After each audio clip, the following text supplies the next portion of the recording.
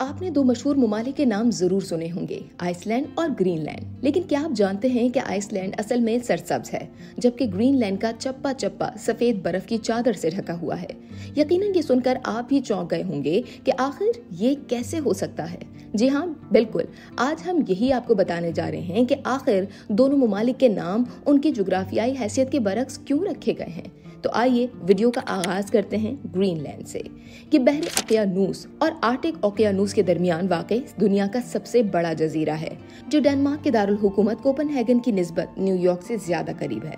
इस जजीरे पर 14वीं सदी से डेनमार्क का कंट्रोल है, ताहम 1979 में ग्रीनलैंड को एक खुद मुख्तार इलाके की हैसियत हासिल हो गई थी। ग्रीनलैंड का रकबा 21,66,000 मुरब्बा किलोमीटर से ज्यादा है।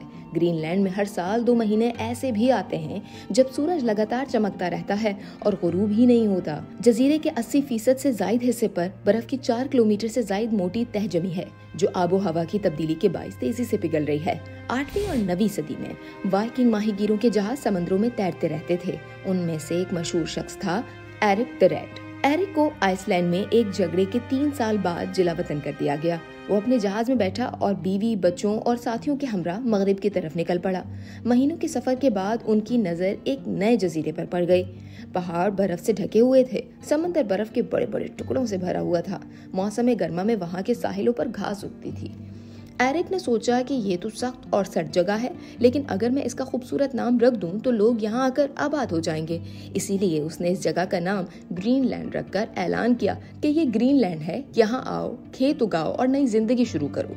हालांकि उस जजीरे के ज्यादातर हिस्से पर बर्फ ही बर्फ थी, मगर नाम सुनकर कई वाइकिंग खानदान हिजरत करके वहाँ पहुँच गए। दरअसल ये एक तरह का उस जमाने का इश्तिहारी हरबा था। आइए अब आपको किस्सा सुनाते हैं कि आइसलैंड का नाम कैसे पड़ा।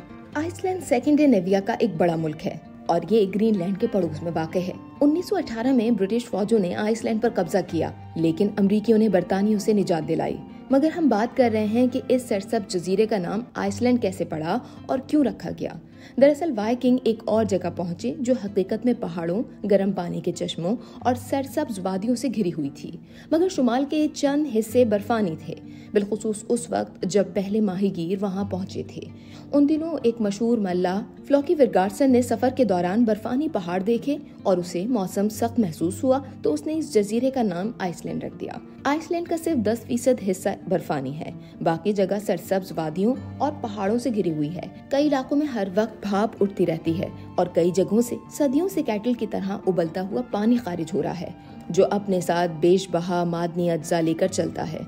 इस गर्म पानी ने इर्द गिर्द बर्फ से ढकी जमीन में ग्रीन हाउसेस को सरसब्ज कर रखा है और कई इलाके जहां ऊपर का दर्जे हरारत तो बहुत ठंडा है, लेकिन जमीन के अंदर की आतिशफशानी हरारत ने जमीनों को काबिले काश्त बना दिया है।